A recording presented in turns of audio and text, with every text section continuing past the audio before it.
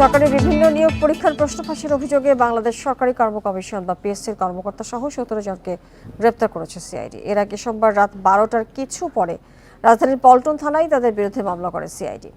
প্রশ্ন ফাঁসের অভিযোগে গ্রেপ্তার ব্যক্তিদের বিরুদ্ধে আদালতের মাধ্যমে আইনগত পদক্ষেপ নেওয়া হবে জানিয়েছে সিআইডি। আজ তাদেরকে আদালতে তোলা হতে পারে। সম্প্রতি পিএসসির প্রায় ৩০টি নিয়োগ পরীক্ষায় প্রশ্ন ফাঁসের মাধ্যমে অর্থ হাতিয়ে নেওয়ার তথ্য প্রকাশ পায়।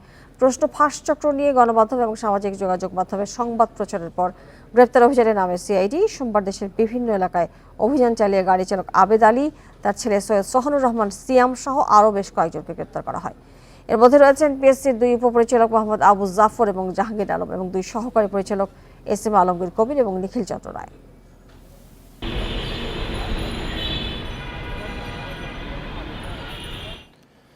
চীন সফরের দ্বিতীয় দিনে আজ প্রধানমন্ত্রী শেখ হাসিনার সঙ্গে সাক্ষাৎ করেছেন এশিয়ান ইনফ্রাস্ট্রাকচার ইনভেস্টমেন্ট ব্যাংক AIIBর প্রেসিডেন্ট জিন লিকুন। স্থানীয় সময় সকাল 10টায় দ্য সেন্ট রেইজিং হোটেলে এই সাক্ষাৎ অনুষ্ঠিত হয়। এরপর প্রধানমন্ত্রী চীনের বেইজিংয়ের শাংরি-লা সার্কেলে চীনের ওয়ার্ল্ড সামিট উইংয়ে বাংলাদেশ ও চীনের মধ্যে বাণিজ্য, ব্যবসা ও বিনিয়োগের বিষয়ক সম্মেলনে যোগ দেবেন। বিকেলে বেইজিংয়ের গ্রেট হল অব দ্য পিপলে প্রধানমন্ত্রী ও কনসালটেটিভ পার্টির প্রেসিডেন্টের মধ্যে বৈঠক হওয়ার কথা রয়েছে।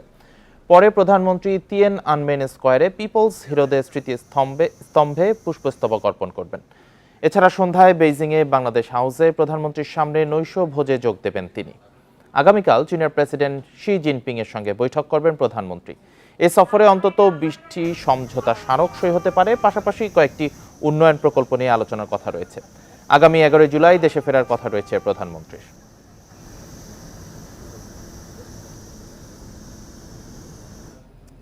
সরকারি চাকরিতে কোটা বাতিলের এক দফা দাবি আদায়ে 3 দিনের আলটিমেটাম দিয়েছে শিক্ষার্থীরা। সোমবার রাতে রাজধানীর শাহবাগে 5 ঘন্টার বিক্ষোভ কর্মসূচি শেষে অবরোধ প্রত্যাহারের পর এই ঘোষণা দেয় আন্দোলনরত শিক্ষার্থীরা।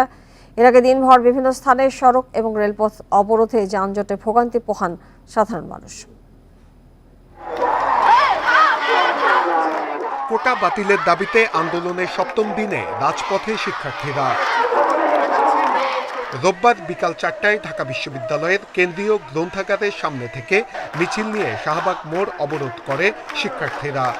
একই সময়ে সায়েন্স ল্যাব, ফার্মগেট সহ বিভিন্ন গুরুত্বপূর্ণ এলাকায় সড়ক অবরোধ করা হয়। শিক্ষার্থীরা জানান, সরকারি চাকরিতে কোটা আবার বহাল হলে বৈষম্যের শিকার হবেন তারা। এই লক্ষ্যে আমরা কাজ করছি। দফা 1, দাবি 1, কোটা নট কাম ব্যাক। সংবিধানে বলা নাই যে বৈষম্য থাকবে এই দেশে। তো আমাদের আন্দোলনটা হচ্ছে বৈষম্যের বিরুদ্ধে। এদিকে কোটা বাতিলের দাবিতে কুমিল্লা বিশ্ববিদ্যালয়ের শিক্ষার্থীরা, ঢাকা চট্টগ্রাম মহাসড়ক এবং বাংলাদেশ কৃষি বিশ্ববিদ্যালয়ের শিক্ষার্থীরা রেললাইন অবরোধ করেন। ঢাকা আরিচা মহাসড়ক অবরোধ করেন জাহাঙ্গীরনগর বিশ্ববিদ্যালয়ের শিক্ষার্থীরা। ফলে তীব্র যানজটে ভোগান্তিতে পড়েন হাজারো মানুষ। সকলের মেধা অনুযায়ী কাজ হোক, সকলের মেধা অনুযায়ী তাদের যোগ্যতায় পৌঁছাক, আমরা এটাই চাই, এটাই আমাদের দাবি। সংবিধান 29 অনুচ্ছেদে আছে সরকারি চাকরিতে সুযোগের সমতা, কিন্তু আমরা দেখতে পাই মুক্তিযোদ্ধা কোটা, পোষ্য কোটা, আঞ্চলিক কোটা। এক দফা দাবি আদায়ে 3 দিনের আলটিমেটাম দেয় আন্দোলনকারীরা। তারা জানান, মঙ্গলবার অনলাইন অফলাইনে জনসংযোগ চালাবেন তারা। যে দ্রুত সময়ের মধ্যে আমাদের যে এক দফা রয়েছে সেটি আইন পাস করে আমাদের যে এক দফার দাবি সেটি পূরণ করুক। শিক্ষার্থীদের আন্দোলনের মুখে 2018 সালে প্রথম ও দ্বিতীয় শ্রেণীর সরকারি চাকরিতে কোটা বাতিল করে সরকার, কিন্তু গত 5 জুন হাইকোর্টের রায়ে সে পদ্ধতি পুনর্বহাল হয়। এরপর থেকেই ফের আন্দোলনে শিক্ষার্থীরা। নূরে আলম, ইন্ডিপেন্ডেন্ট নিউজ, ঢাকা। সরকারি চাকরিতে কোটা ও বিশ্ববিদ্যালয়ে সর্বজনীন পেনশন স্কিম বাতিলের আন্দোলন নিয়ে রুদ্ধদ্বার বৈঠক করেছেন 5 মন্ত্রী প্রতিমন্ত্রী। বৈঠকের বিষয়ে এখনই গণমাধ্যমকে কিছুই জানাননি তারা।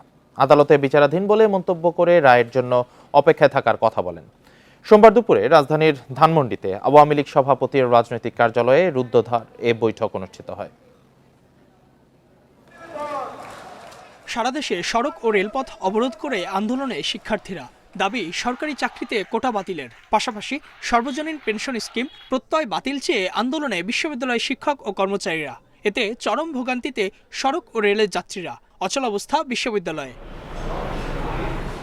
এ অবস্থায় রাজধানীর ধানমন্ডিতে আওয়ামী লীগ সভাপতির রাজনৈতিক কার্যালয়ে বৈঠকে বসেন দলের সাধারণ সম্পাদক এবং সড়ক পরিবহন ও সেতুমন্ত্রী ওবায়দুল কাদের, আইনমন্ত্রী আনিসুল হক, শিক্ষামন্ত্রী মহিবুল হাসান চৌধুরী, শিক্ষা প্রতিমন্ত্রী শামসুন নাহার চাপা ও তথ্য প্রতিমন্ত্রী মোহাম্মদ এ আরাফাত। কাদের ভাই, যেহেতু মিটিং করলেন, স্পেসিফিক কোনো সিদ্ধান্ত না, এমনি জানার জন্য ভাই, না ক্যামেরা লাগবে না। বৈঠকের আলোচনা নিয়ে বিস্তারিত জানাননি মন্ত্রী প্রতিমন্ত্রীরা, তবে আদালত থেকে যে সিদ্ধান্ত আসবে সরকার তা বাস্তবায়ন করবে বলে জানান তারা। আসলে আদালতে যে বিষয়টি বিচারাধীন আছে সেটা নিয়ে আমরা মন্তব্য করব না, এবং যারা সেখানে দাবিটা করেছেন সেটা অপেক্ষা করতে হবে, তাদেরকেও অপেক্ষা করতে হবে। আমরা সরকার তো ইতিমধ্যেই একটা এই বিষয়ে আপিল করেছে। সরকার কিন্তু যেহেতু প্রজ্ঞাপন বাতিলের যে নির্দেশ হাইকোর্টের আদেশটা ছিল সেটা নিয়ে একটা বাতিল সরকার একটা আপিল করেছে, তো সুতরাং এই বিষয়ে আমি মন্তব্য করতে পারছি না। সামগ্রিক বিষয় নিয়ে কথা বলেছি, যেটা একটা কনফিডেন্সিয়াল মিটিং, এটা নিয়ে আমরা বাইরে কিছু বলতে পারবো না। কোনো সিদ্ধান্ত হয়নি, সিদ্ধান্ত নেওয়ার প্রক্রিয়ার মধ্যে আলাপ আলোচনা আমরা নিজেরাই করছি। শিগগিরই কোটা ও পেনশন স্কিম সমস্যার সমাধান হবে বলে আশা করছেন মন্ত্রীরা। Ijazur Rahman, Independent news, Dhaka. বিচারাধীন বিষয় হলেও কোটার সংস্কার আন্দোলন করে শিক্ষার্থীরা আদালত অবমাননা করছেন বলে মনে করেন না আইনজ্ঞরা, বরং সুপ্রিম কোর্টের অনেক সিনিয়র আইনজীবীর মতে আন্দোলন সমাবেশ করা তাদের সাংবিধানিক অধিকার। অন্যদিকে বিচারাধীন বিষয়ে শিক্ষার্থীদের ধৈর্য ধরার পরামর্শ রাষ্ট্রপক্ষের। সরকারি চাকরির প্রথম ও দ্বিতীয় শ্রেণীতে কোটা পুনর্বহাল করে হাইকোর্ট রায় দেয় 5 জুন। এরপর থেকেই কোটা বিরোধী আন্দোলন করে যাচ্ছে শিক্ষার্থীরা। এর বিরুদ্ধে আপিলে যায় রাষ্ট্রপক্ষ। এই অবস্থায় অনেকেই প্রশ্ন তুলেছেন, বিচারাধীন বিষয় নিয়ে এভাবে আন্দোলন করা যায় কিনা। সুপ্রিম কোর্টের কয়েকজন সিনিয়র আইনজীবী জানান, সংবিধানের 37, 38, 39 অনুচ্ছেদ অনুযায়ী সভা সমাবেশ করা কিংবা দাবি জানানো নাগরিক অধিকার। রায়ের সমালোচনা করা যায় বলেও মত অনেকের, তবে এক্ষেত্রে কটাক্ষ করা যাবে না বিচার বিভাগকে। ছাত্রছাত্রীরা তো কোর্টকে খারাপ বলছে না, কোর্ট নিয়ে একটি কথাও বলছে না, তারা কোটার কুফল বুঝাচ্ছে, তারা চাচ্ছে সরকার আন্তরিক হোক, ঠিক যেরকম 2018 সালে হয়েছিল সরকার। কাজে এখানে যে সমস্ত আমি বলবো জ্ঞান পাপীরা সাবজুডিস বলে এগুলো বলছে, তারা আইনের যথার্থ ব্যাখ্যা দিচ্ছে না।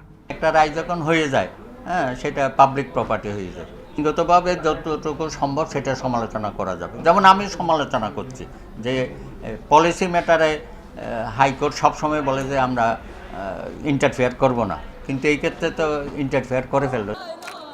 কোটা বিরোধী এই আন্দোলনকে আদালত অবমাননা বলছেন না অ্যাটর্নি জেনারেল ও সাবেক আইনমন্ত্রীও। তবে বিচারাধীন বিষয় নিয়ে আন্দোলন করা থেকে বিরত থেকে চূড়ান্ত রায় পর্যন্ত অপেক্ষার পরামর্শ তাদের। আন্দোলনটা আমি মনে করি যে এটা ওনাদের না করাই উচিত হবে, ওনাদেরকে আমি বলবো, কারণ আদালতে যেটা বিচারাধীন বিষয় সেই বিষয়টা রাজপথে না করে আদালতে তো আসে, এটা তো বিচার হবে।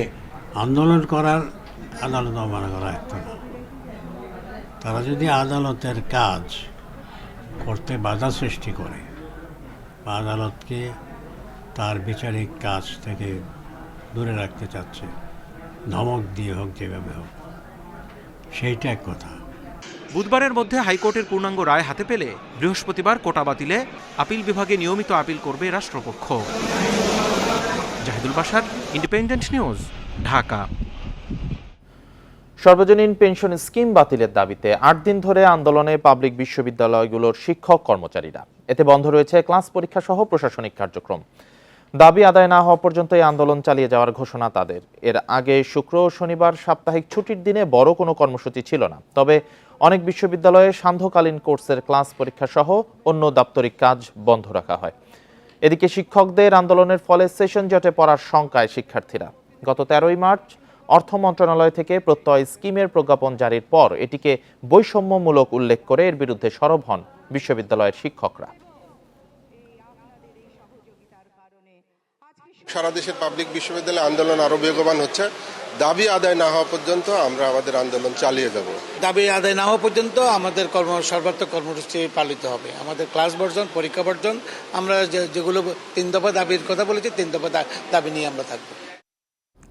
মহাসড়কের ট্রাফিক আইনে মামলার পর জব্দ করা নথি পাওয়া যাবে ঘরে বসেই। এই জন্য দিতে হবে 55 টাকা ডাক মাশুল। সময় লাগবে সর্বোচ্চ 15 দিন। এই জন্য সোমবার রাজধানীর উত্তরায় হাইওয়ে পুলিশ এবং ডাক বিভাগের মধ্যে সমঝোতা সই হয়েছে। সংশ্লিষ্টরা বলছেন, ঘরে বসেই নথিপত্র পাওয়ায় যানবাহন মালিক এবং চালকদের ভোগান্তি কমবে। লক্ষ্মীপুরের রামগঞ্জ থেকে যাত্রী নিয়ে কক্সবাজারের রামুতে যাচ্ছিল বাসটি। ফিটনেস না থাকায় কুমিল্লার জোড়াগঞ্জে গাড়িটিকে আটক করে হাইওয়ে পুলিশ। মামলার পর জব্দ করা হয় বাসের কাগজপত্র। এতদিন এ ধরনের মামলার পর জব্দ করা কাগজ সংগ্রহ করতে হতো কুমিল্লার জোড়াগঞ্জ হাইওয়ে থানা থেকেই, ফলে ভোগান্তিতে পড়তেন মালিক চালকরা। তবে এখন থেকে এসব নথি পাওয়া যাবে ঘরে বসেই। হাইওয়ে পুলিশ ও ডাক বিভাগের সমঝোতা অনুযায়ী ৫৫ টাকা ডাক মাশুল দিলে ঘরেই পৌঁছে দেওয়া হবে জব্দ করা কাগজপত্র, আর এতে সময় লাগবে সর্বোচ্চ ১৫ দিন। এটা একটি স্পেশালাইজ সার্ভিস হিসেবে যাবে, নট অর্ডিনারি কোনো সার্ভিস না। আমাদের প্যাকেজিং করব, আমরাই আমাদের নিজ দায়িত্বে এটা প্যাকেজিং করব। প্যাকেজিং করে এটা আমরা আমাদের ইনশিওর্ড আর্টিকেল হিসেবে এটা আমরা পোস্ট করব। হাইওয়ে পুলিশ জানিয়েছে, মামলার সময় সংশ্লিষ্ট ব্যক্তির কাগজপত্র ডাকযোগে পেতে চান কিনা পজ মেশিনে সেটি বাছাইয়ের সুযোগ থাকবে। অভিযুক্ত চালক বা মালিক রাজি থাকলে তার ঠিকানায় পাঠানো হবে জব্দ নথি। যাকে ফাইন দিতে হয়, জরিমানা দিতে হয়, তাকে ব্যাংকে যেয়ে দিতে হয়, অথবা আমাদের যে মোবাইল ব্যাংকিং আছে উপায়, সেখানে যেয়ে দিতে হয়। তখন একই সাথে উনি ডাক বিভাগের যে ৫৫ টাকা মাসুল সেটাও পরিশোধ করতে পারবেন। সেই সিস্টেমটা আমরা নিয়ে কাজ করছি, অচিরেই এটা চালু হবে। তাহলে দুই জায়গায় পারবেন, ক্যাশ অন ডেলিভারি পারবেন, জরিমানা পরিশোধের সময় পারবেন। হাইওয়ে পুলিশের তথ্য অনুযায়ী মহাসড়কে ট্রাফিক আইন ভাঙার দায়ে ২০২৩ সালে ২,৯০৭টি এবং এই বছরের জুন পর্যন্ত ১,০৩,১৪২টি মামলা হয়েছে। আল আমিন হোসেন, ইন্ডিপেন্ডেন্ট নিউজ, ঢাকা। কমছে নদ নদীর পানি, বাড়ছে পানিবন্দী মানুষের দুর্ভোগ। জামালপুর, কুড়িগ্রাম, গাইবান্ধা ও সিরাজগঞ্জে এখনও পানিবন্দী কয়েক লাখ মানুষ। জামালপুরে ধীর গতিতে কমছে যমুনা নদীর পানি, তবে এখনও পানিবন্দী ৪৪টি ইউনিয়নের ২.৫ লাখ মানুষ। বেশ কিছু এলাকায় ত্রাণ না পাওয়ার অভিযোগ করেছেন বন্যা কবলিত অনেকে। এদিকে কুড়িগ্রামে বন্যা পরিস্থিতি কিছুটা উন্নতি হলেও ব্রহ্মপুত্র, ধরলা ও দুধকুমার নদীর পানি বইছে বিপদসীমার উপর দিয়ে। প্রায় ৭,৫০০ হেক্টর জমির ফসল পানিতে নিমজ্জিত রয়েছে। এছাড়া গাইবান্ধায় পানি কমতে শুরু করলেও কমেনি বানভাসী মানুষের দুর্ভোগ। পানিতে নিমজ্জিত থাকায় ১৪৮টি বিদ্যালয়ে পাঠদান বন্ধ রয়েছে। সিরাজগঞ্জে যমুনার পানি কমতে শুরু করলেও বাড়ছে বন্যার্তদের দুর্ভোগ। বন্যা কবলিত এলাকায় বাড়ছে খাবার ও বিশুদ্ধ পানির সংকট।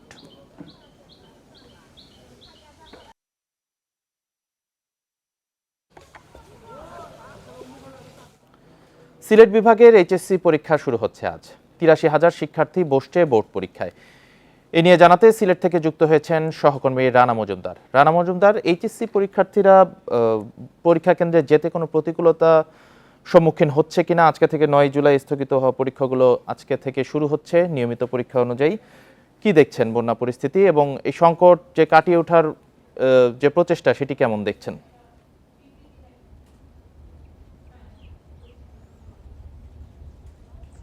দেখুন, আসলে সিলেটে বন্যা পরিস্থিতি কিন্তু ক্রমান্বয়ে এখন উন্নতির দিকে আছে এবং আমরা দেখতে পেয়েছি গত ৪৮ ঘন্টায় সিলেটে কিন্তু ভারী বৃষ্টিপাত হয়নি। সিলেটের আবহাওয়া বেশ ভালো বলা যায়। পাশাপাশি আমরা পানি উন্নয়ন বোর্ডের সাথে কথা বলেছিলাম, তারা যে বিষয়টি আমাদেরকে জানিয়েছেন, এখন সিলেটে সুরমা নদীর পানি একটি পয়েন্টে এবং কুশিয়ারা নদীর পানি 2টি পয়েন্টে বিপদসীমার উপর দিয়ে প্রবাহিত হচ্ছে। এবং আপনি জানেন যে গত 9 দিন আগে এইচএসসি পরীক্ষা সারা দেশে শুরু হলেও সিলেটে কিন্তু আজকে থেকে এইচএসসি পরীক্ষা শুরু হলো এবং সিলেটের অনেক জায়গায় যেসব এলাকা কিন্তু এখনও যেসব এলাকা নিচু এলাকা, সে সকল এলাকায় কিন্তু এখনও আসলে পানি রয়ে গেছে এবং সেগুলো প্লাবিত হয়ে আছে। সে সকল এলাকা থেকে কিন্তু পরীক্ষার্থীরা তারা এসে বিভিন্ন কেন্দ্রে পরীক্ষা দিচ্ছেন এবং অনেকগুলা কেন্দ্রের পরীক্ষাও কিন্তু বাতিল করা হয়েছে, কেন্দ্র হিসাবে সেগুলোকে বাতিল করা হয়েছে এবং সে সকল কেন্দ্রের যারা পরীক্ষার্থী ছিলেন তারা কিন্তু শহরের যেগুলো উঁচু জায়গায় কেন্দ্রগুলো রয়েছে কিংবা যেসব কেন্দ্রতে আসলে আশ্রয় কেন্দ্র কিংবা পানি প্রবেশ করেনি, সে সকল কেন্দ্রে কিন্তু পরীক্ষার্থীরা তারা পরীক্ষা দিবেন, এমনটাই জানিয়েছেন আমাদের সংশ্লিষ্টরা। এবং আমরা বিভিন্ন উপজেলায় খবর নিয়েছিলাম, আমরা যে বিষয়টি জানতে পেরেছি যে অনেক প্রতিকূল অবস্থার মধ্যে দিয়ে কিন্তু পরীক্ষার্থীরা তারা কেন্দ্রে এসে পৌঁছাচ্ছেন। কিছু জায়গা হেঁটে, কিছু জায়গা সিএনজি চালিত অটোরিকশায় করে তারা কিন্তু পরীক্ষার হলে আসতে হচ্ছে। অনেক ক্ষেত্রে পরীক্ষার্থীরা নৌকা ভাড়া করে নিয়েও কিন্তু তারা পরীক্ষার হলে প্রবেশ করছেন। পাশাপাশি আমরা অভিভাবক যারা রয়েছেন তাদের সাথেও আমরা কথা বলেছিলাম। তারা বলছেন যে আপনি জানেন যে 3 দফা কিন্তু বন্যায় কবলিত হলো সিলেট, এবং এই 3 দফা বন্যার কারণে কিন্তু অনেকেরই খাতা কলম বই এগুলো কিন্তু অনেক ক্ষেত্রে নষ্ট হয়েছে।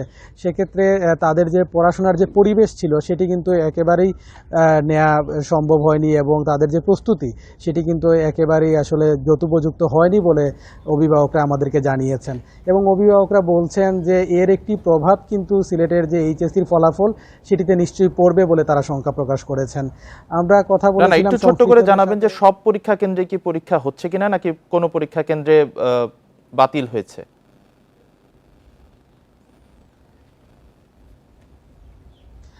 বাতিল যে বিষয়টি কর্তৃপক্ষের সঙ্গে আমরা কথা বলেছিলাম যে এই সকল কেন্দ্রে কিন্তু পরীক্ষা হয় প্রতি বছরই, কিন্তু এবার বন্যা কবলিত হওয়ার কারণে কিন্তু এ সকল কেন্দ্র থেকে কিন্তু সরিয়ে নেওয়া হয়েছে, এবং পরীক্ষার্থীরা তারা অন্যান্য কেন্দ্র থেকে আসলে সরিয়ে নেওয়া হয়েছে।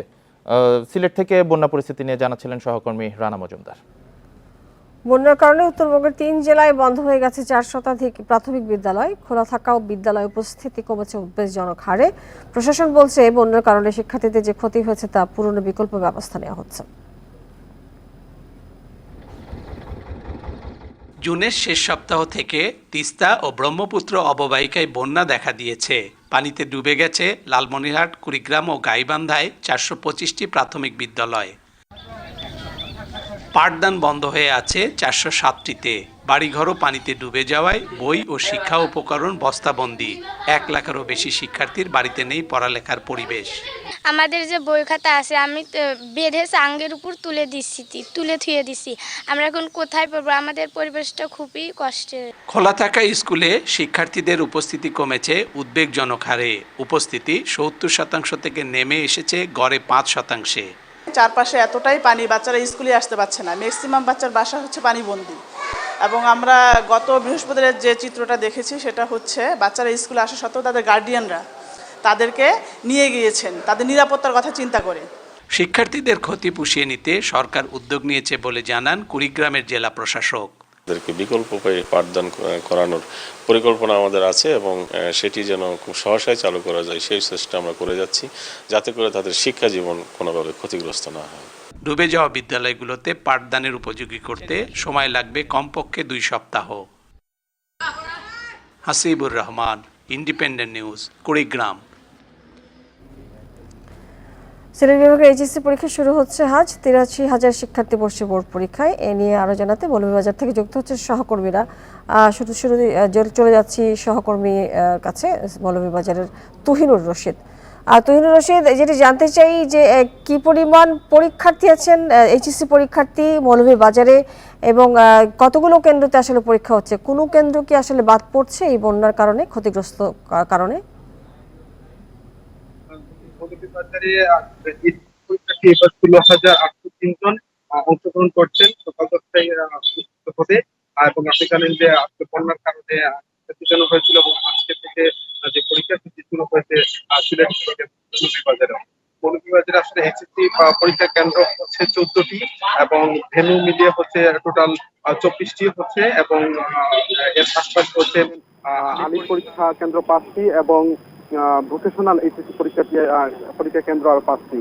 তো এই কেন্দ্রগুলিতে এবারে পরীক্ষা অনুষ্ঠিত হবে, কিন্তু এইচএসসি পরীক্ষা কেন্দ্র 1টি এবং 1টি ভেন্যু, অর্থাৎ 2টিতে পরীক্ষা স্থানান্তরিত হয়েছে। এটি হচ্ছে কুলাউড়া উপজেলার যে একটি কলেজের, সেটি স্থানান্তরিত হয়ে কুলাউড়া সরকারি বালিকা উচ্চ বিদ্যালয় কেন্দ্রে স্থানান্তরিত হয়েছে।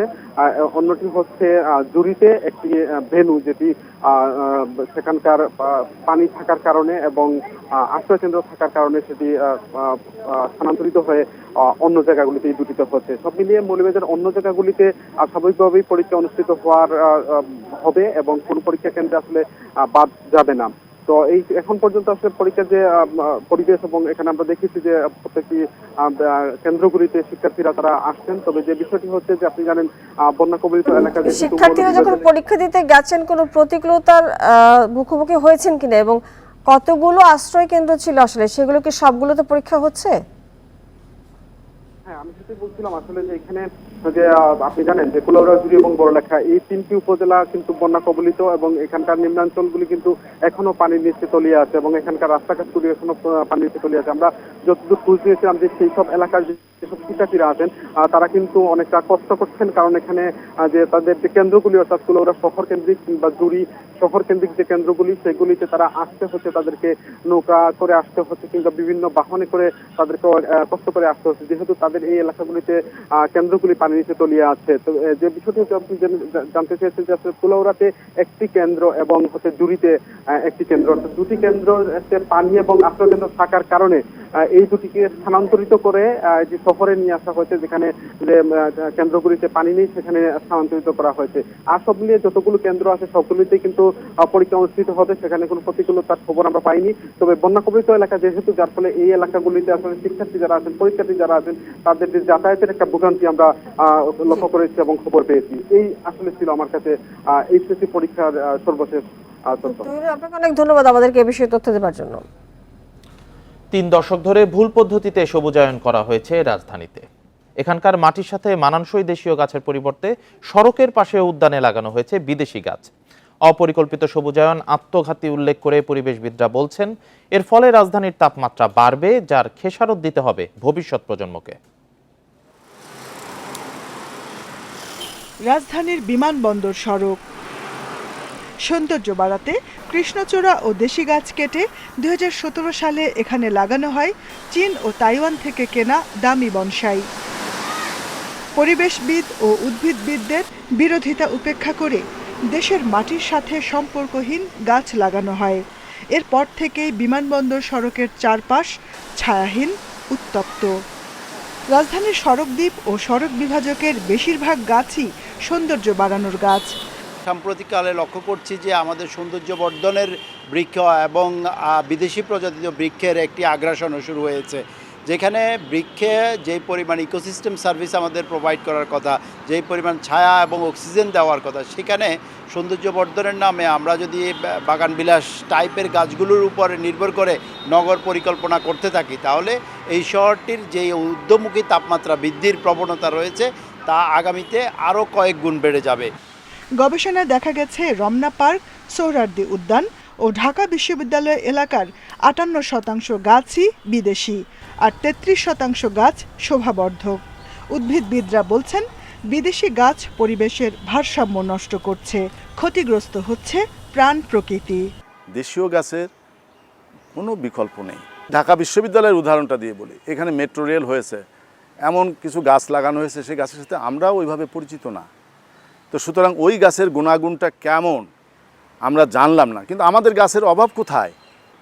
তা আমরা এই যে অপরিকল্পিত, এই অপরিকল্পনা অভাবের মাসুল আমাদেরকে দিতে হবে। 30 বছরে ঢাকার সবুজ এলাকা 20% থেকে কমে দাঁড়িয়েছে 7%। গাছ কমায় দূষণের সাথে বেড়েছে গরম। এখনই সচেতন না হলে ভবিষ্যতে পরিবেশ বিপর্যয়ের শঙ্কায় পরিবেশবিদরা। Jahanara Parvin, Independent news, Dhaka.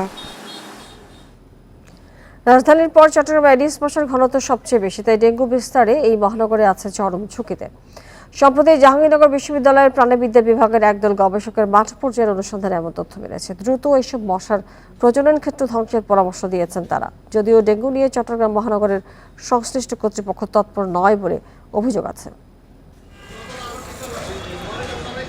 Aedes মশার বিস্তারের গড় সূচক ইন্ডেক্স 20-এর উপরে গেলে সেটি উচ্চ ঝুঁকি বলে বিবেচিত হয়। এই বাস্তবতায় দেশের বিভিন্ন মহানগরীতে গত এপ্রিল মাস থেকে চালানো এক মাঠ জরিপে দেখা গেছে, ঢাকার পাশাপাশি চট্টগ্রামের বিভিন্ন ওয়ার্ডে এই সূচক 20-এর উপর ছাড়িয়ে গেছে।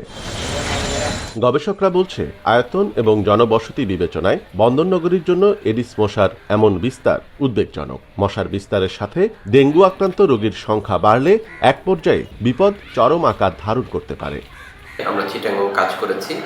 চিটাগংয়ে আমরা অন্যান্য বছরের তুলনায় এবছর এডিস মশার ঘনত্ব বেশি পেয়েছি। এখনই এডিস মশাকে নিয়ন্ত্রণ করা না যায়, তাহলে এবছর চিটাগংয়ে ডেঙ্গু রোগীর সংখ্যা বেশি হবে। এই পরিস্থিতিতে চট্টগ্রামের স্বাস্থ্য বিভাগের কপালেও চিন্তার ভাঁজ। আক্রান্তদের চিকিৎসায় এখনো পর্যন্ত সার্বিক প্রস্তুতি ভালো বলে দাবি করলেও ডেঙ্গু বিস্তার রোধে ব্যবস্থা নেওয়ার পরামর্শ দিয়েছেন তারা। বর্ষার সিজন শুরু হয়েছে, পানি জমে থাকবে, এখন লার্ভায় রূপান্তরিত হলে সেটা অ্যাডাল্ট মশা হবে। তো সেই জন্য আমাদের এই সময়টাতে একটু নজরটা বেশি দিতে হবে যাতে পানিটা জমে না থাকে। ডেঙ্গু নিয়ে শঙ্কা থাকলেও বাস্তবে মশা মারার উদ্যোগ চোখে পড়ার মতো নয়। বরাবরের মতো মশা নিধনে কাজ চলছে বলে দাবি চসিকের। ডেঙ্গুর তো আমাদের জন্য খুবই আশঙ্কাজনক এবং এটার জন্য আমাদের যথাযথ প্রস্তুতি রয়েছে। পর্যাপ্ত ওষুধের মজুদ আমাদের আছে এবং আমরা সকল ড্রেন পরিষ্কার পরিচ্ছন্নতার কাজ করছি। পাশাপাশি আমরা সচেতনামূলক বিভিন্ন প্রোগ্রাম করছি। ডেঙ্গু আক্রান্ত ও মৃত্যুর রেকর্ডের বছর ছিল 2023। চট্টগ্রাম নগরী ও জেলায় প্রাণ যায় 107 জনের। চলতি বছর এখনো পর্যন্ত ডেঙ্গু আক্রান্তের সংখ্যা 242 জন, মারা গেছে 4 জন। অনুপম শীল, ইন্ডিপেন্ডেন্ট নিউজ, চট্টগ্রাম। ডেঙ্গু পরিস্থিতি নিয়ে আরো জানাতে চট্টগ্রাম থেকে যুক্ত হয়েছেন সহকর্মী অনুপম শীল। অনুপম, চট্টগ্রাম মহানগরীর সংশ্লিষ্ট কর্তৃপক্ষ আসলে কতটা তৎপর এই বিষয়ে আপনি কি দেখছেন? পাশাপাশি জানাবেন জনগণ কি আসলে পুরোপুরি সচেতন পরিষ্কার পরিচ্ছন্নতা বা ডেঙ্গু সতর্কতার বিষয়ে?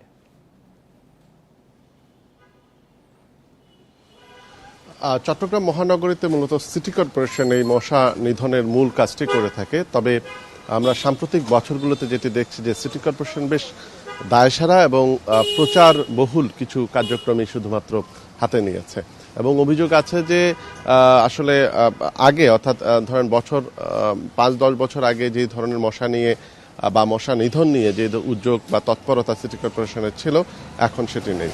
আমরা এখন লালখান বাজার এলাকায় আছি এবং আমার পেছনেই দেখতে পাচ্ছেন যে একটি বেশ বড় ডাস্টবিন এবং এই ডাস্টবিন এখন দিনের প্রায় 9:30 এখনো পর্যন্ত পরিষ্কার করা হয়নি এবং এটির পাশে যে নালা, সেই নালা নর্দমাগুলোতে কিন্তু মশার যে উৎপাত সেটি আছে এবং এই অবস্থায় এই এলাকার মানুষজন যারা আছেন, বসবাসকারী যারা আছেন, তারা যেটি বলছেন যে ঠিক কবে সর্বশেষ এখানে মশার ঔষধ ছিটানো হয়েছে এই এলাকাটিতে সেটি তাদের স্মরণে নেই। অর্থাৎ ঠিক একই অবস্থা কিন্তু চট্টগ্রামের অন্যান্য এলাকাগুলোতেও। আগে যেখানে হরহামেশা বা সপ্তাহে 1-2 দিন বিভিন্ন জায়গায় ঘুরে ঘুরে মশার ওষুধ ছিটানোর খবর দৃশ্য আমরা দেখতাম, স্থানীয়রা দেখত, এখন কিন্তু সেটি সহজে চোখে পড়ে না। তার উপরে চট্টগ্রাম সিটি বিশ্ববিদ্যালয়ের একদল গবেষক বছর 2 আগে একটি গবেষণা করেছিলেন চট্টগ্রাম সিটি কর্পোরেশনে যে মশার ঔষধ ছেটানো হয় সেই বিষয়টি নিয়ে। সেক্ষেত্রে মশার ওষুধের কার্যকারিতা নিয়েও তারা প্রশ্ন তুলেছেন এবং তারা পরামর্শ দিয়েছেন যে এই ঔষধ, বর্তমানে যে ওষুধ ছিটানো হয় সেটি যাতে পরিবর্তন করা হয়। কিন্তু এর পরের বছরগুলোতেও আমরা দেখেছি ঠিক পুরনো ঠিকাদার থেকে পুরনো ওষুধই বারবার কেনা হয়েছে এবং সেটি আসলে যে মশার মারার জন্য খুব বেশি কাজে আসছে না, সেটি গত বছরের ডেঙ্গুর পরিসংখ্যান দেখলে বোঝা যায়। অর্থাৎ গত বছর আমরা দেখেছি যে চট্টগ্রাম মহানগরীতে রেকর্ড ব্রেক ডেঙ্গু হয়েছে, প্রায় 14,000-এর মতো ডেঙ্গু রোগে আক্রান্ত হয়েছে। এর মধ্যে 147 জনের মতো মারা গেছে, সেটিও একটি রেকর্ড হয়েছে। তো এই অবস্থায় এই বছর এখনো হয়তো বছরের একেবারে মৌসুমের শুরু, তারপরে চিকিৎসকরা, গবেষকরা যেটি বারবার বলছেন যে এখনো 250-র মতো ডেঙ্গু রোগে আক্রান্ত আছে। তবে এটি হঠাৎ করে যখনই বাড়া শুরু করবে সেক্ষেত্রে এটি 1 লাফে 8 থেকে 10 গুণ বেড়ে যাওয়ার আশঙ্কা আছে এবং সেজন্য এখনই উদ্যোগ নিতে হবে। আর সাধারণ মানুষের মধ্যে যে বিষয়টি আছে, বিশেষ করে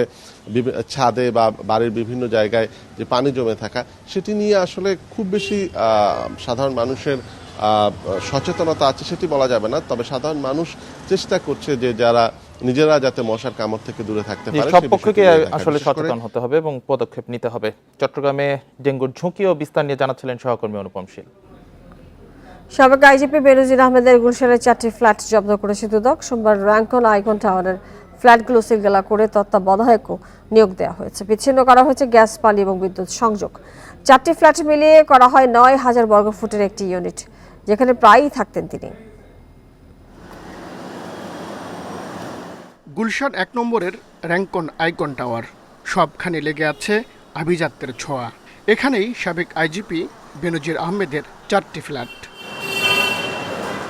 দুর্নীতির অভিযোগে বেনজিরের এই ফ্ল্যাটগুলো জব্দের নির্দেশ দেওয়া হয়, কিন্তু তারপরেও ভবনটিতে ঢুকতে দেওয়া হয় না কাউকে। আমাদের ঢুকতে না দেওয়ার কারণ ঢুকতে না দেওয়ার কারণে তো ঢুকতে দিতেছি। না না আমি এই যে ঢুকছেন আপনি একটু উপরে যেতে চাই। আপনি ঢুকছেন তো, আপনি ঢোকেন নাই?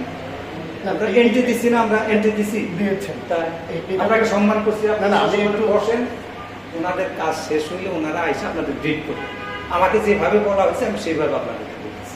বেনজির তার স্ত্রী ও মেয়েদের নামে কেনা 4টি ফ্ল্যাটের আয়তন ৯,০০০ বর্গফুট। এগুলোকে নকশা করে এক দরজার ভেতরে আনা হয়েছে। সোমবার একে সিলগালা করে দেয় দুদক। প্রকৃত ফ্ল্যাটের ভিতরে কি কি আছে তার ইনভেন্টরি করার জন্য আমাদের পিডব্লিউডির একজন ইঞ্জিনিয়ার মহোদয় আছেন এবং আমরা প্রত্যেকে মিলে একসাথে বসেই একটি ইনভেন্টরি করা হয়েছে যে এই ফ্ল্যাটটিতে আসলে কি কি পাওয়া গেছে। এখানে 4টি ফ্ল্যাট রয়েছে, তবে 4টি ফ্ল্যাটটা এমনভাবে তৈরি করা হয়েছে যে একসাথে একটি পরিবার ব্যবহার করতে পারে, মানে সবগুলোর সাথে কানেক্টেড। জব্দ করে এই ফ্ল্যাটের তত্ত্বাবধায়ক করা হয়েছে দুদকের পরিচালক মঞ্জুর মোর্শেদকে।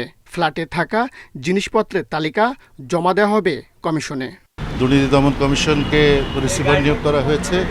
এর পক্ষ থেকে পরিচালক সম্পদ ব্যবস্থাপনা ইউনিট এটা বুঝে নিয়েছে, আর যে ইনভেন্টরি করা হয়েছে এটা কমিশনে জমা দেওয়া হবে। এরই মধ্যে ওই ফ্ল্যাটের বিদ্যুৎ, গ্যাস ও পানির সংযোগ বিচ্ছিন্ন করা হয়েছে।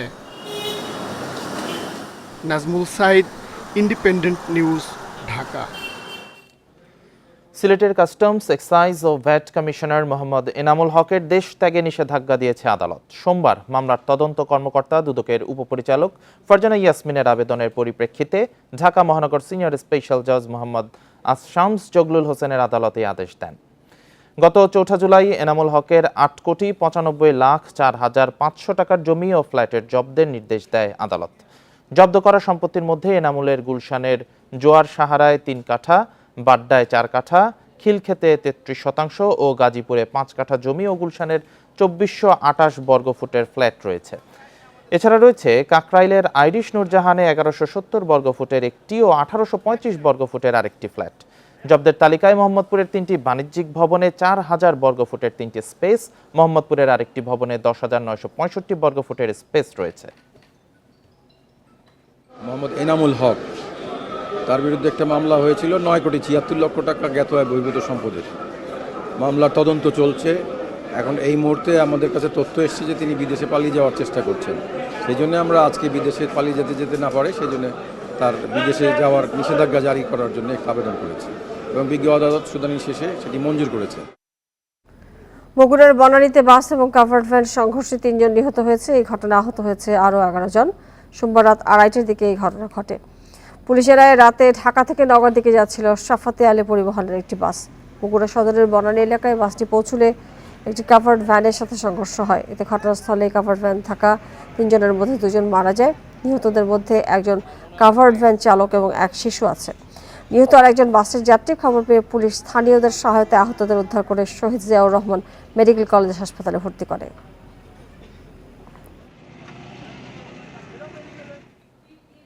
বগুড়া সদরে সনাতন ধর্মাবলম্বীদের রথযাত্রায় 5 জন নিহত ও 36 জন আহতের ঘটনায় রথ নির্মাণে ত্রুটি ও ইসকন কমিটির সমন্বয়হীনতাকে দায়ী করছেন স্বজনরা। এ ঘটনায় এরই মধ্যে কাজ শুরু করেছে তদন্ত কমিটি। গুরুতর আহত 2 জনকে ঢাকায় শেখ হাসিনা বার্ন ইনস্টিটিউটে চিকিৎসা দেওয়া হচ্ছে, আর সুস্থ হয়ে বাড়ি ফিরেছেন 8 জন। রথযাত্রায় নিহতদের বাড়িতে শোকের ছায়া। ইসকন কমিটিকে দোষারোপ করে স্বজনরা বলছেন, রথযাত্রায় ছিল না যথেষ্ট স্বেচ্ছাসেবক, সদস্যদের মাঝে ছিল না কোনো ধরনের সমন্বয়। রথের চূড়ার উচ্চতা বাড়ানো নিয়েও ক্ষোভ জানান তারা। রথের চূড়াটা কারেন্টের সঙ্গে লেগে কারেন্ট সার্কিট হয়, অনেকে আহত ছিল, তার মধ্যে আমার ভাইটা গেল। আনন্দ আশ্রমের সভাপতির দাবি, রথের মাপ ঠিকই ছিল, কিন্তু যান্ত্রিক ত্রুটির কারণে ফোল্ডিং নামানো সম্ভব হয়নি। এদিকে নিহতদের প্রত্যেক পরিবারকে 1 লাখ টাকা করে দেওয়ার কথা জানিয়েছে ইসকন। যেখানে তার থাকে সম্মুখে একটা বড় কোটা থাকে আর কি বাসের, ওটা দিয়ে তারটা উঠে দেওয়া হয়। ক্ষতিগ্রস্ত পরিবারকে ইসকনের পক্ষ থেকে আমাকে জানানো হলো তাদেরকে আপাতত 1 লক্ষ করে টাকা দেওয়া হবে এবং জেলা প্রশাসকের মাধ্যমে। দায়িত্বে কারো কোনো অবহেলা ছিল কিনা খতিয়ে দেখছে জেলা প্রশাসনের তদন্ত কমিটি। কারো কোনো নেগলিজেন্সি আছে কিনা, বা যেই রডটা তৈরি করা হয়েছিল সেখানে কারিগরি কোনো ত্রুটি ছিল কিনা, বা আমাদের বিদ্যুতের কোনো সমস্যা ছিল কিনা ইত্যাদি বিষয়ে কারণ উদ্ঘাটনের জন্য আমরা অতিরিক্ত জেলা ম্যাজিস্ট্রেটকে আহ্বায়ক করে 5 সদস্য বিশিষ্ট একটা কমিটি গঠন করেছে। হাসপাতালে আহতদের খবর নিতে এসে স্বাস্থ্য প্রতিমন্ত্রী ডাক্তার রোকেয়া সুলতানা জানান, আহতদের চিকিৎসায় সব খরচ বহন করবে সরকার। যারা এখানে ডাক্তার ছিলেন বা নার্স ছিলেন, মানে স্বাস্থ্য সংশ্লিষ্ট একদম আপনার প্রিন্সিপাল ডাইরেক্টর থেকে শুরু করে ওয়ার্ড বয় সুইপার পর্যন্ত তারা নাকি খুব ভালোভাবেই কাজ করেছে। রোগীরা অনেক সন্তোষ প্রকাশ করেছে যে আমরা এখানে এসে আমরা এখানে ভর্তি হতে পেরেছি, ডাক্তাররা দেখেছেন এবং আমাদের বিনা পয়সায় ওষুধ দিচ্ছেন। রোববার বিকেলে বগুড়ার সেউজগাড়ি মোড়ে রথের চূড়ার সাথে 11,000 ভোল্টেজের বৈদ্যুতিক তার স্পর্শে এলে হতাহতের ঘটনা ঘটে। জজিফ হোসেন, ইন্ডিপেন্ডেন্ট নিউজ, বগুড়া।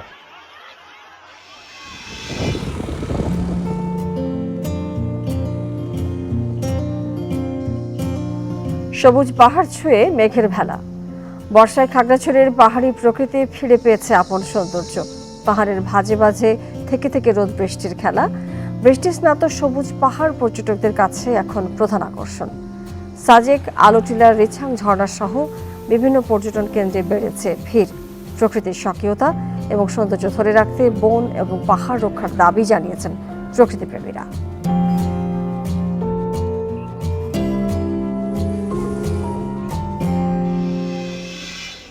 আর এই নিয়ে প্রতিবেদন থাকছে সংবাদের শেষ অংশে। জানিয়ে দিচ্ছি পরের খবরটি।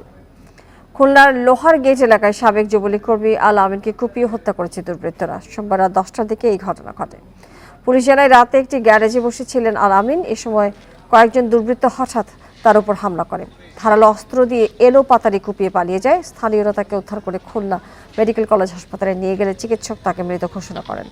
এখনও হত্যার কারণ এবং হত্যাকারীদের পরিচয় জানা যায়নি। নিহত আল আমিনের বিরুদ্ধেও হত্যাসহ 10টি মামলা রয়েছে বলে জানায় পুলিশ। বড় ভাই আসলে চা খাতি বেরোইছিল। এরা পূর্ব পরিকল্পিতভাবে এরা আমার ভাইকে হত্যা করলো। কিভাবে হয়েছে আমি জানি না, আমার পরে খবর দিছে, আমি সেইটা শুনে আসার পরে এই অবস্থা দেখে এখানে আসে। বাঘের আক্রমণে স্বামীর প্রাণ হারানোয় মানবেতর জীবনযাপন করছেন সাতক্ষীরার শ্যামনগর ও আশাশুনির কয়েক শত বিধবা নারী। আর্থিক কষ্টের পাশাপাশি অপয়া অপবাদে পরিবার ও সমাজে নিগৃহীত হচ্ছেন অনেকে। সামাজিক নিরাপত্তা বেষ্টনীর মধ্যে তাদেরকে নিয়ে আসার আশ্বাস জেলা প্রশাসকের। শ্যামনগর উপজেলার বাসিন্দা সোনামণির প্রথম স্বামী রাধাকান্ত সর্দারকে বাঘে হত্যা করে 1999 সালে। পরে দেবর ভবেন সর্দারের সাথে বিয়ে হয় তার। 2009 সালে ভবেন বাঘের আক্রমণে নিহত হলে অপয়া অপবাদে বাড়ি থেকে বিতাড়িত হন সোনামণি। সেই থেকে অন্যের বাড়িতে কাজ করেন। বিধবা কাঠ না পাওয়া 60 ঊর্ধ্ব এই নারী থাকেন জেলেপাড়ার এই খুপড়ি ঘরে। বাজারে ঝাড় ডোবা, থালা ধোবা, আর ওই যেসব হাড়ি টাড়ি ভাড়ায় নিয়ে যায় ওই সব হাড়ি মেজে দেয়, একটা 15 টাকা করে। শুধু সোনামণি নয়, এমন কাহিনী বুলিদাসী সহ শ্যামনগর ও আশাশুনির বহু নারীর। বাঘের আক্রমণে যারা বিধবা হয়েছেন। ভুগেছিল খুব, মেলা দিন ভুইল ও ঘা কান্নে। অনেক লোক জানতো ছিল, এখান দুজন আমার শ্বশুরও জানতো ছিল, সাইডে আর একজন এখনো বেঁচে আছে। আমার ঘরদর নেই, ভাঙা ঘরে বাস করি, ঘরদর বানতে পারিনি, বাচ্চাটা নিয়ে জঙ্গল করে খাচ্ছে এখনো পর্যন্ত। এই সকল বিধবাদের সামাজিক ও অর্থনৈতিকভাবে পুনর্বাসনের দাবি জানিয়েছেন বিশিষ্টজনেরা। জেলা প্রশাসকও দিয়েছেন আশ্বাস।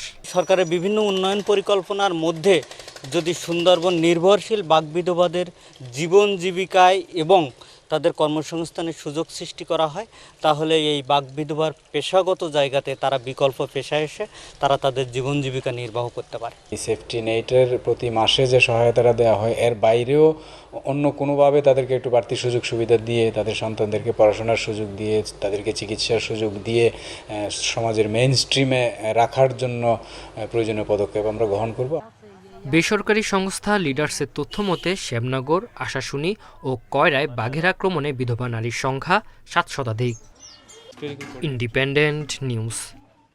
বর্ষায় খাগড়াছড়ির পাহাড়ি প্রকৃতি ফিরে পেয়েছে আপন সৌন্দর্য। পাহাড়ের ভাঁজে ভাঁজে থেকে থেকে রোদ বৃষ্টির খেলা। বৃষ্টিস্নাত সবুজ পাহাড় পর্যটকদের কাছে এখন প্রধান আকর্ষণ। প্রকৃতির স্বকীয়তা ধরে রাখতে বন ও পাহাড় রক্ষার দাবি জানিয়েছেন প্রকৃতিপ্রেমীরা। সবুজ পাহাড়ে সাদা মেঘের ভেলা, কখনো রোদ কখনো বৃষ্টি। ভরা বর্ষায় সবুজ পাহাড় যেন ফিরে পেয়েছে তার আপন রূপ। আর তা দেখতে অনেকে আসছেন পার্বত্য জেলা খাগড়াছড়িতে। মেঘকন্যা সাজেকের পথটা খাগড়াছড়ি থেকে সহজ। পাহাড়ের চূড়ায় দাঁড়িয়ে ভাসমান সাদা মেঘের ছোঁয়া পেতে পর্যটকরা আসছেন ছুটে। এছাড়া খাগড়াছড়ির আলুটিলা, রিথাং ঝর্ণা সহ বিভিন্ন দর্শনীয় স্থানে ভিড় করছেন ভ্রমণ পিপাসুরা। মেঘ পাইনি, কিন্তু প্রকৃতি অনেক সবুজ ছিল আর বৃষ্টি ছিল, এই জন্য আসলে আমাদের খুব ভালো লেগেছে। আলোটিলায় হচ্ছে এখন আসার মতো হচ্ছে একটা কি বলবো, ভালো একটা ওয়েদার, যেহেতু হচ্ছে এখন মেঘাচ্ছন্ন হচ্ছে আলোটিলা, এখান থেকে হচ্ছে পুরা খাগড়াছড়ি হচ্ছে আপনার সুন্দরভাবে দেখা যায়। প্রকৃতিপ্রেমীরা বলছেন বর্ষা নিজ হাতে সাজিয়েছে মেঘ, পাহাড়, সবুজ বন আর ঝর্ণাধারা। প্রকৃতির এই সৌন্দর্য ধরে রাখতে সবাইকে সচেতন হওয়ার আহ্বান বন বিভাগের। বনের এই সৌন্দর্য আসলে রক্ষা করতে হবে। পরিবেশের ভারসাম্য রক্ষা করতে গেলে আমাদের বনায়ন সৃষ্টি করতে হবে। তার পাশাপাশি হচ্ছে বন যে উজাড় করা, গাছ নিধন, পাহাড় কাটা এইসব বন্ধ করতে হবে। কৃষ্ণচূড়া, রাধাচূড়া, সোনালু, এই ধরনের সৌন্দর্যবর্ধক প্রজাতিগুলো আমরা বিভিন্ন স্পট যেখানে পর্যটকরা ভ্রমণ করবে তাদের সৌন্দর্য যাতে তারা অবগাহন করতে পারে, ওই জন্য আমরা ওইসব স্পটে আমরা এইসব স্পেসিসগুলো লাগাবো। এবারের বর্ষা মৌসুমে খাগড়াছড়িতে অন্তত 40,000 পর্যটক ঘুরতে আসবে বলে আশা সংশ্লিষ্টদের। Independent news. আর এই ছিল সকাল 9টার বিরতিহীন ইন্ডিপেন্ডেন্ট সংবাদ। আরো বিস্তারিত জানতে চোখ রাখুন ফেসবুক, ইউটিউব এবং এক্সে। ধন্যবাদ সবাইকে সাথে থাকার জন্য।